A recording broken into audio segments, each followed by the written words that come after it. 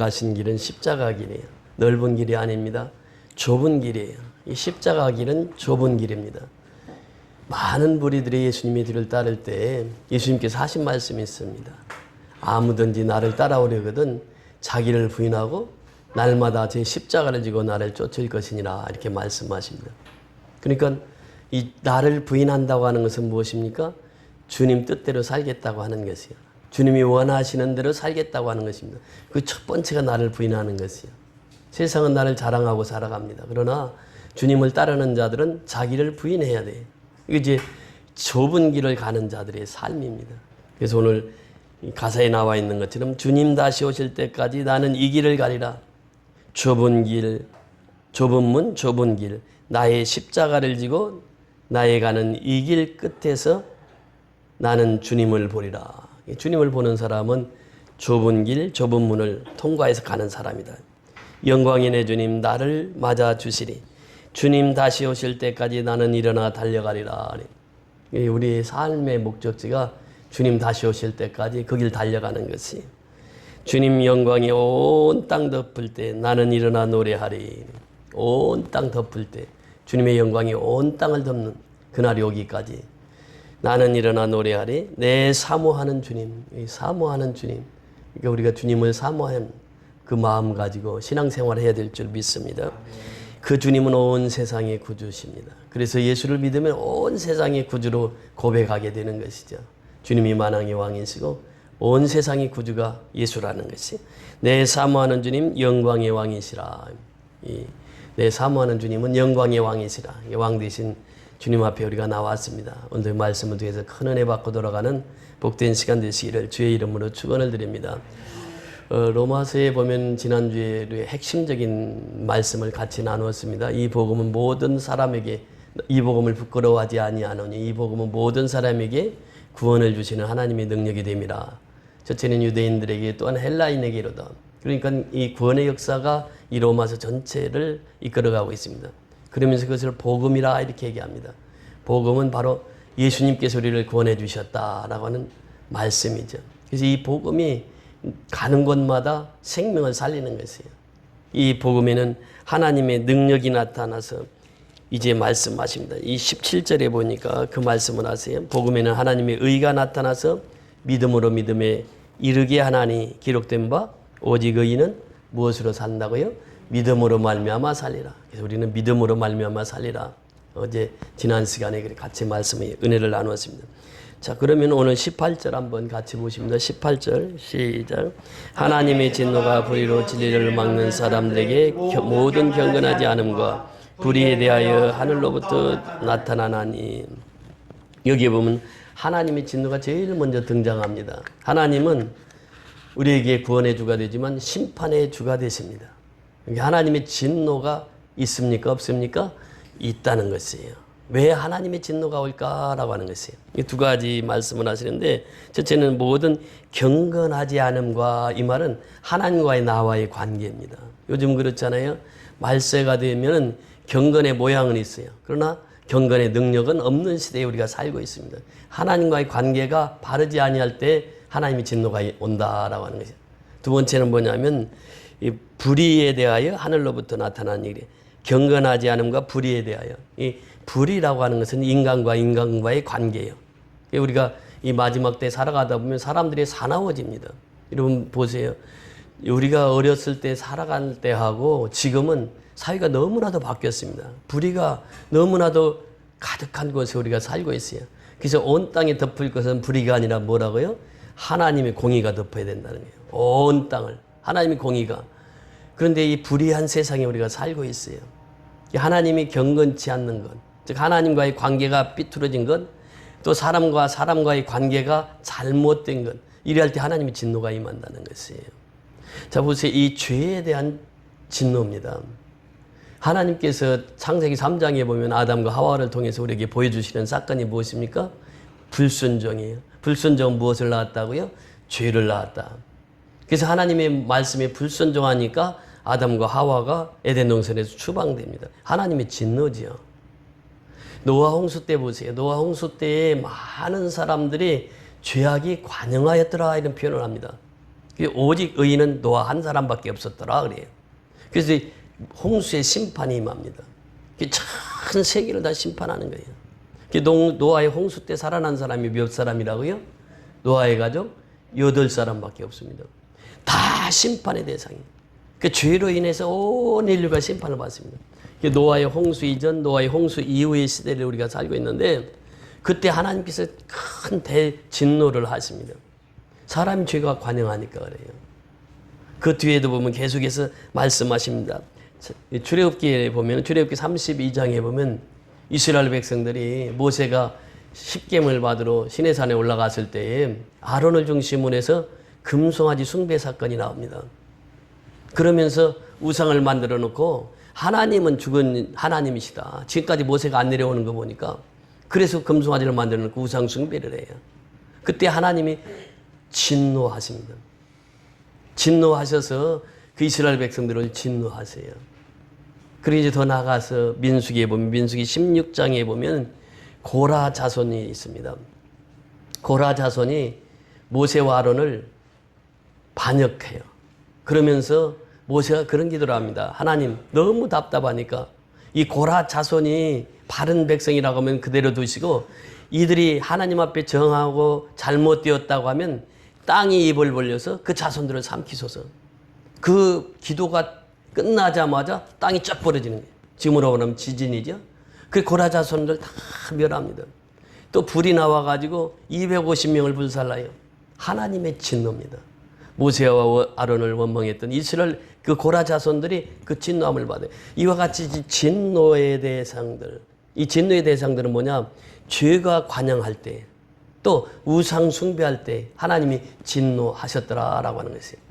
근데 하나님의 진노는 왜 있을까요? 하나님의 심판은 왜 있을까요? 마지막 때 하나님 심판하시잖아요. 심판하시는 하나님이 왜 존재하실까요? 심판 다음에는 반드시 하나님께서 새로운 장을 열어주십니다. 고라 자손이 그렇게 하나님 앞에 심판을 받고요. 그 뒤에 얼마나 충성했는지 몰라요. 고라 후손들이 하나님 앞에. 그렇게 진노라고 하는 것은 하나님 앞에 나오라고 하는 신호요. 진노라고 하는 것은 하나님의 사랑을 받아들이라는 신호요. 하나님께 나오라는 신호가 하나님의 진노예요. 그러니까 오늘 18절에 보면 하나님의 진노가 불의로 진리를 막는 사람들의 모든 경건하지 않음과 불의에 대하여 하늘로부터 나타나니, 하늘로부터 나타났잖아요. 하늘로부터 불이 임해서 진노가 임하고 또 땅에서 땅이 갈라져서 하나님의 진노가 임하고 이러한 사건들을 보면서 인간들이 경각심을 갖게. 아, 하나님은 살아계시구나. 하나님은 지금도 존재하고 계시는구나. 제가 미군 부대에 있을 때에 잘 경험한 것이 뭐냐면 그 돌아오지 않는 강을 건너려고 막 하는 순간에 교회 종소리가 딱 들리는 거예요. 저 그때 교회를 다니지 않을 때거든요. 근데 보니까 선전촌에서 또 북한에서 종소리가 들려요. 우리는 이제 그 판문점 그 주변 근무를 1년에 2차례씩 갔으니까 뭐 종소리 들으면 다 알지요. 새벽에 칠흑같이 어두운 밤에 종소리 딱 듣고 그 돌아오지 않는 강을 건너려고 하는 순간에 그 종소리를 들은 거예요. 그러니까 이 우리나라에서 들려오는 교회 종소리는 멀리서 들리고 북한의 선전천 마을에서 들리는 소리는 아주 가까이 들리는 순간 깨닫는 거죠. 근데 제가 팀장이었거든요. 5명 미군을 데리고 거기까지 간 거예요. 내가 잘못 판단하면 5명 다 죽입니다, 미군들을. 팀장으로 갔는데 그 순간 누가 뭐라고 하지도 않았는데 그냥 교회 종소리를 향해서 달려가는 거예요. 6명이 다. 그때 제가 이제 그 팀장이었기 때문에 에모 자켓, 방탄조끼, 그 다음에 무전기, 이거 다 메고 나니까 35kg가 돼요. 35kg를 지고 얼만큼 뛰어왔는지, 땀이 비 오듯 쏟아지고. 그래서 이제 뛰어와가지고 거기서 이제 멈춰가지고 거기에서 이제 날이 새기를 날이 새기를 기다렸던 거죠. 기다려서 우리는 이제 지도를 다 가지고 다니거든요. 지도가 있어야 어디 가서 매복할지를 알고. 그리고 팀장이 제일 중요한 게 팀장이 다 그 명령, 거기서 팀장 말 안 들으면 죽습니다. 그러니까 미군 5명을 데리고 가서 생활하면서 거기 이제 그 아침에 날이 밝기를 기다리고 이 지도를 딱 펴봅니다. 펴는 순간에 그 미국 사람이 그러는 거예요. God is existent. 하나님은 존재하신다는 거예요. 하나님. God is a living God. 하나님은 살아계신다는 거예요. 왜냐하면 그 종소리를 안 듣고 건너갔으면 우리 6사람 다 죽었습니다. 그 바로 앞에 초소가 있었어요. 북한 초소가. 물소리 내보세요. 북한군이 가만히 있겠는가. 다 죽을 뻔했는데 교회 종소리가 우리를 살린 거예요. 그때의 미군들이나 내 입에서도 그 소리가 저절로 나오는 거예요. God is existent. God is living God. 하나님은 존재하시고 하나님은 살아계시다고 하는 거예요. 그러니까 하나님의 살아계심을 우리에게 보이는 거죠. 왜? 하나님의 진노를 통해서 하나님의 살아계심을 보여요. 참 아이러니하잖아요. 진노를 통해서 하나님의 살아계심을 우리에게 또 보여주시는 거예요. 그러면서 오늘 본문 19절 20절에 보면 아주 유명한 구절이 나오죠. 19절 20절 다 같이 읽습니다. 시작. 이는 하나님을 알만한 것이 그들의 속에 보임이라. 하나님께서 이를 그들에게 보이셨느니라. 창세로부터 그에 보이지 아니하는 것들 곧 그의 영원하신 능력과 신성이 그가 만드신 만물에 분명히 보여 알려졌나니 그러므로 그들이 핑계하지 못할지니라. 여기서 보면 이는 하나님이 알만한 것이 이렇게 표현합니다. 하나님이 알만한 것이 있다는 거예요.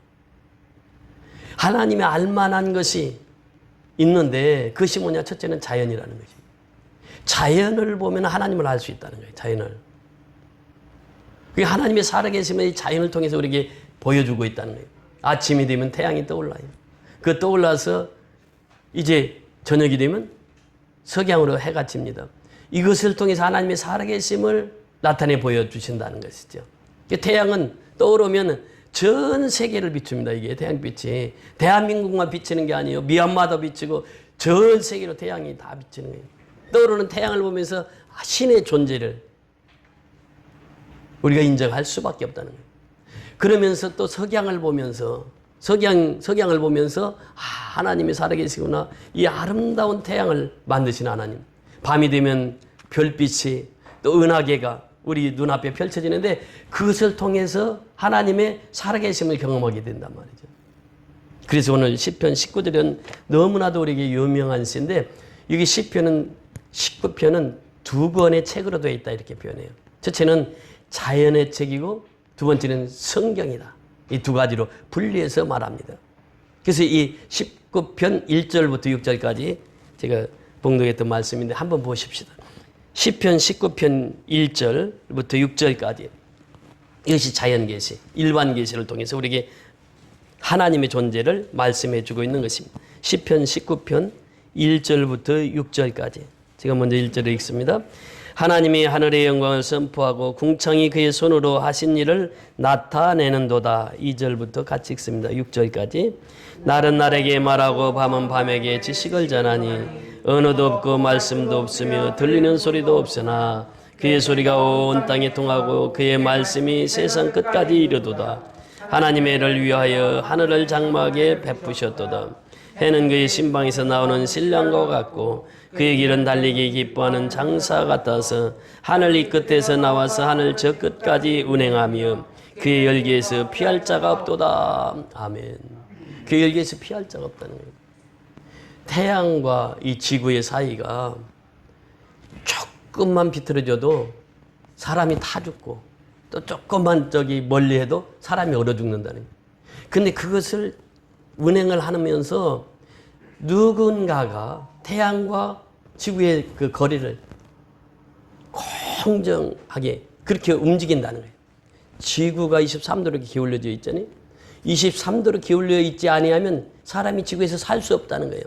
그러면 지구를 돌리시는 분이 있고 태양과 지구의 사이를 갈라놓으신 분이 있다는 거예요. 그분이 누구라고요?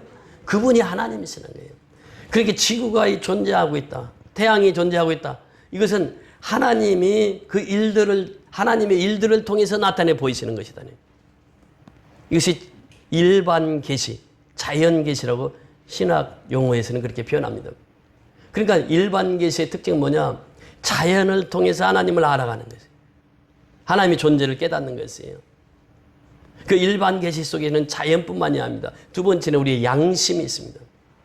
우리가 죄를 지으면 얼굴이 어떻게 됩니까? 빨개져요. 이게 뭐예요? 내 속에 뭐가 있다는 것입니까? 양심이 있다는 양심이. 그 죄를 지으면 얼굴이 빨개져. 그 형사들이 계속 반복해서 질문을 해봅니다. 그러면은 죄인들은 어때요? 처음의 대답과 끝의 대답이 점점점 달라져. 왜냐하면 죄를 지었으니까 그걸 커버를 하려고 거짓말을 조금 했는데 나중에 자꾸 신문하다 보면 거짓말이 자꾸 커져. 근데 초범인 경우는 얼굴만 봐도 안다는 거예요. 너 죄졌지? 그러면 얼굴이 빨개지고. 그러니까 양심이 있다는 거예요. 양심이. 그래서 옛날에 그런 얘기를 많이 했잖아요. 우리 이수신 장군은 구원을 받았을까 못 받았을까? 또 구약의 인물들 모세는 구원을 받았을까 못 받았을까? 아브라함은 구원을 받았을까 못 받았을까? 어떤 학자들은 그런 얘기해요. 구약의 인물들은 다 구원 못 받았다. 그런데 그게 아니에요. 성경은요, 그 양심의 심판을 우리에게 두고 있습니다.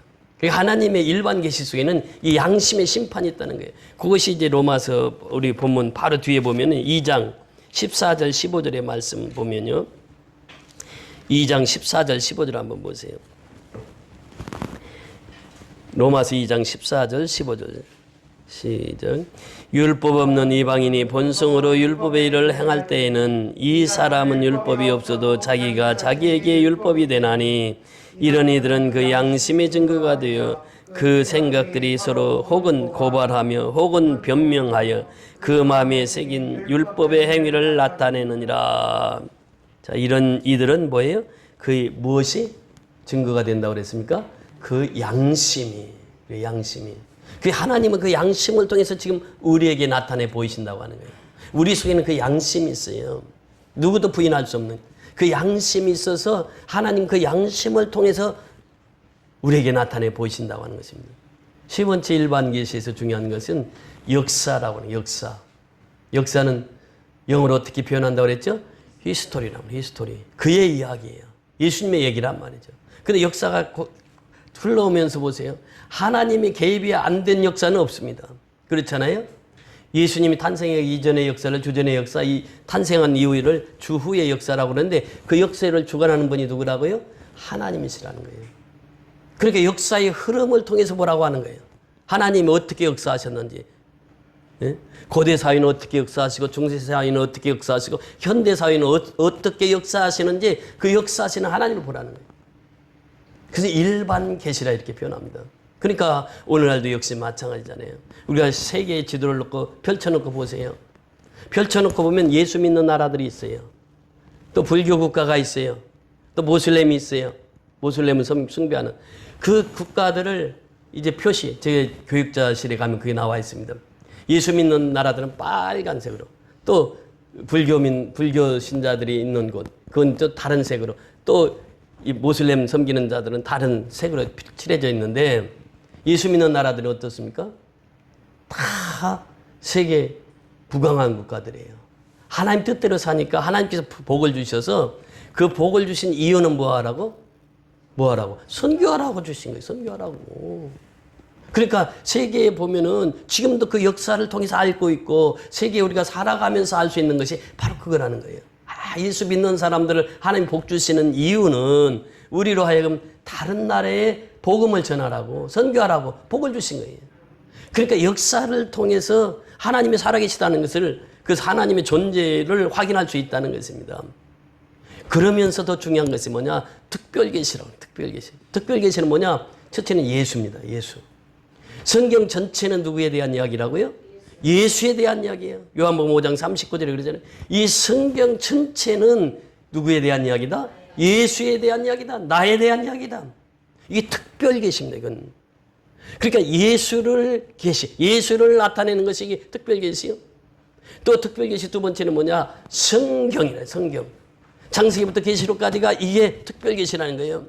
그러니까 우리가 자연 계시로만 하나님을 알 수가 없어요. 근데 특별 계시로는 하나님을 알 수 있어요, 없어요? 알 수 있어요. 그러니까 특별 계시가 더 중요한 것이죠, 장계시보다. 그 특별 계시를 통해서는 예수가 하나님이라고 하는 것, 예수가 하나님의 아들이라는 것, 메시아라고 하는 게 이게 그냥 창세기부터 계시록까지 다 흘러내려가는 게 구속사가 이게 성경이거든. 구속사가 다 흘러내려가요. 그러면서 성경을 통해서 하나님이 살아계심을. 모든 성경은 하나님의 감동으로 된, 감동은 뭐라고요? 성령의 역사로 이루어졌다는 거예요. 그러니까 성경을 읽는 사람들이요, 마음이 뜨거워집니다. 불이 임하는 것이 성경을 통해서. 그 김진영 목사님이 책에 황무지가 장미꽃 필 때인가 그 새벽을 깨우리라 이 책들을 보면요 그 간증하는 게 있는데 자기가 시국 사범이 돼가지고 감옥에 갔을 때 그때만 해도 얼마나 감옥이 춥습니까? 제가 목회할 때 어느 집사님 한 분이 있었어요. 그 유통업을 하신 분인데 이분이 가면은 안 보이면 이게 더 문제가 있다.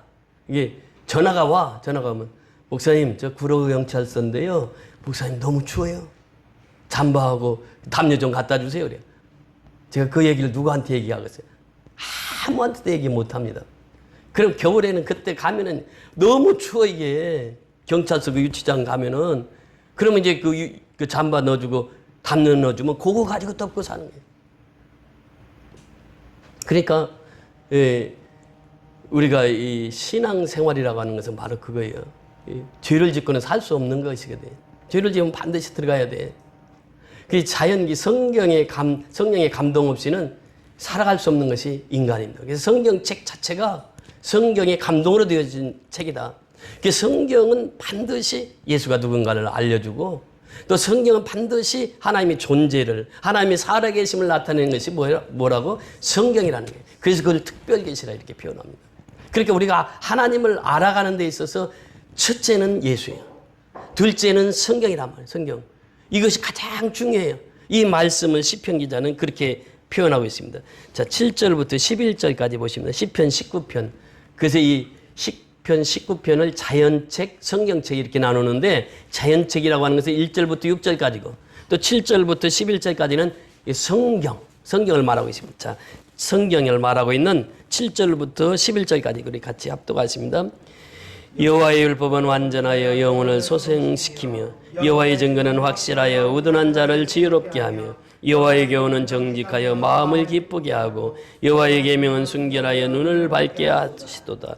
여호와를 경외하는 도는 정결하여 영원까지 이르고 여호와의 법도 진실하여 다 의로우니 금 곧 많은 순금보다 더 사모할 것이며 꿀과 송이꿀보다 더 달도다.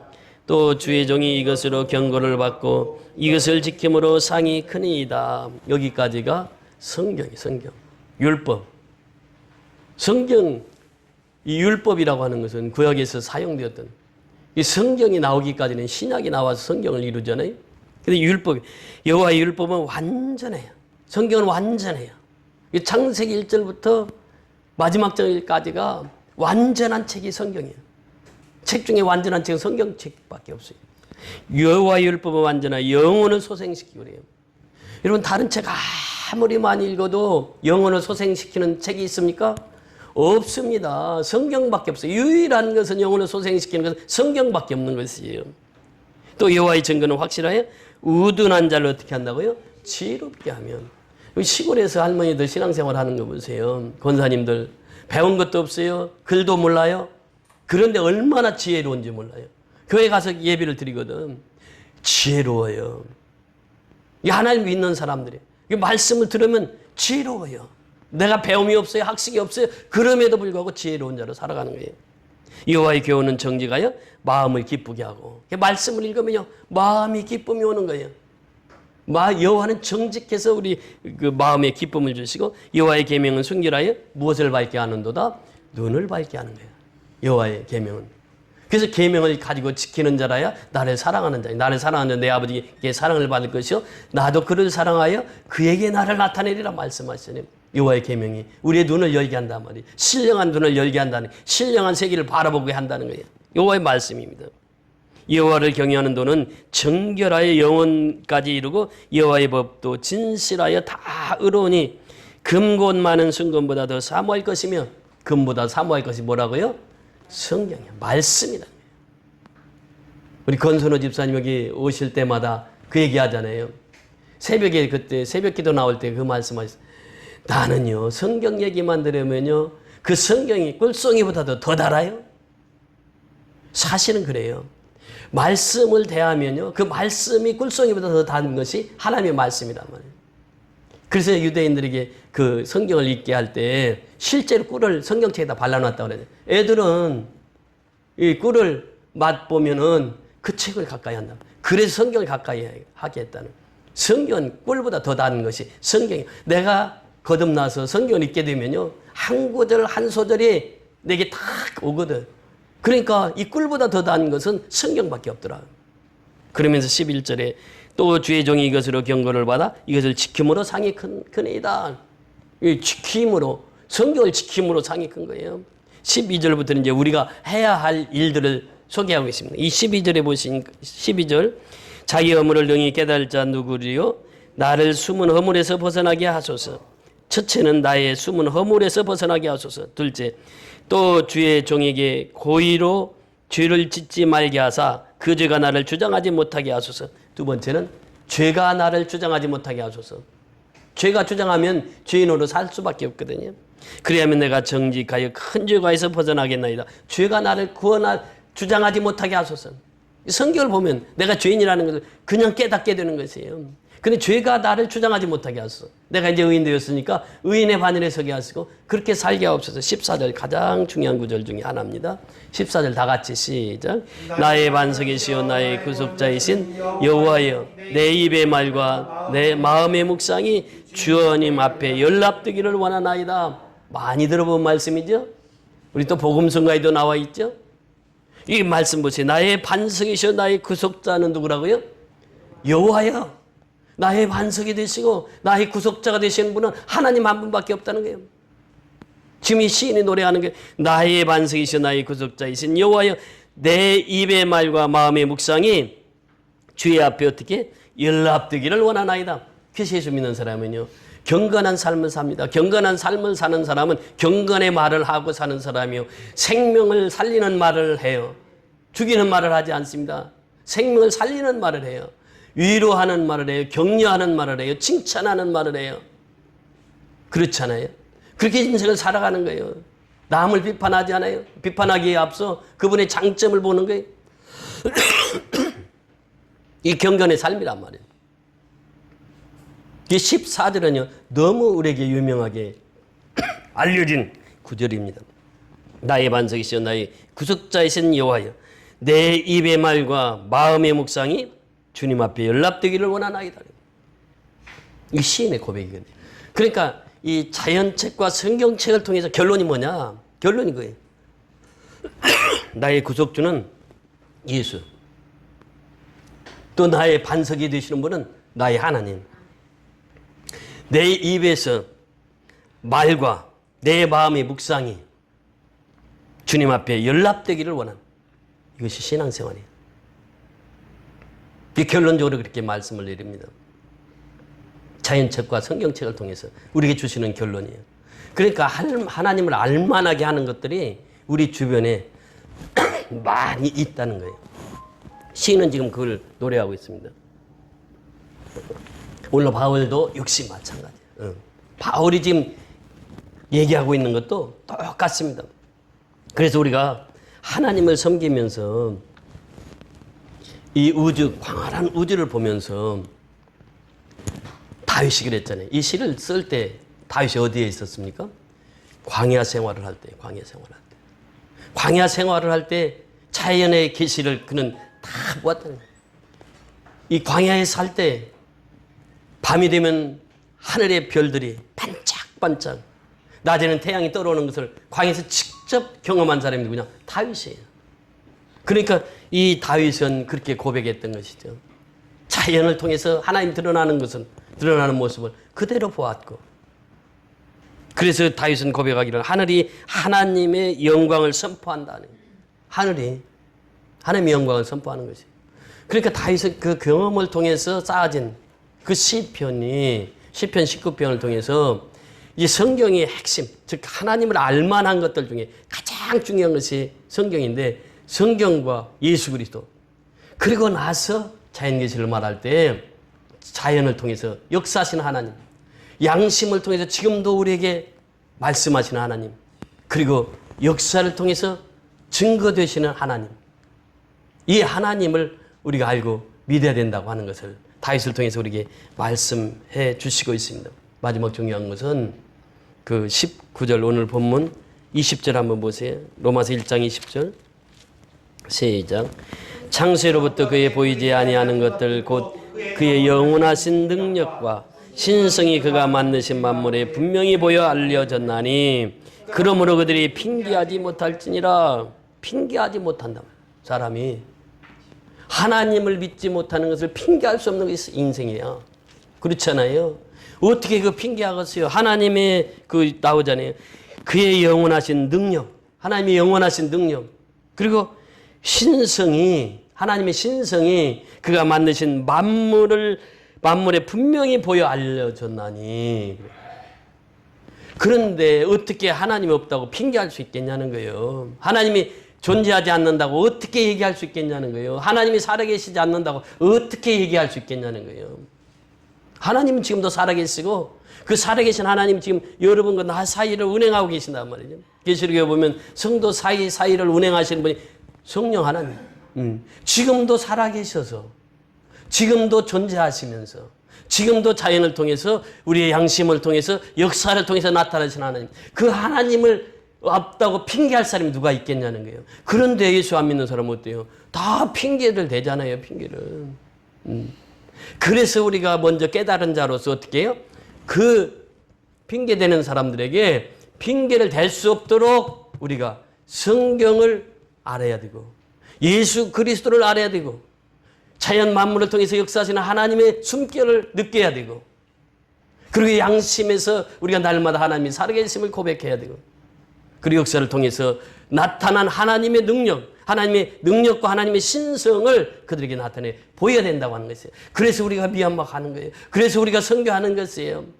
이 사실을 알았기에, 우리가 사실을 깨달았기에 하나님께서 그 모든 백성에게 이 복음을 전하라는, 복음을, 생명을 살리라는 거예요. 지금 우리가 37자 선교가 다음 주부터 시작되는데 이 왜 지금 37자까지 이 선교를 합니까? 이 복음을 우리가 먼저 받았다고 하는 것이에요. 미얀마 사람들에게 그것을 가르치라는 거예요. 그 사람들은요, 미얀마 양곤에 가면 그 신전이, 아니, 그 부처가 있는 큰 그 이름도, 이름도 잊어버렸네.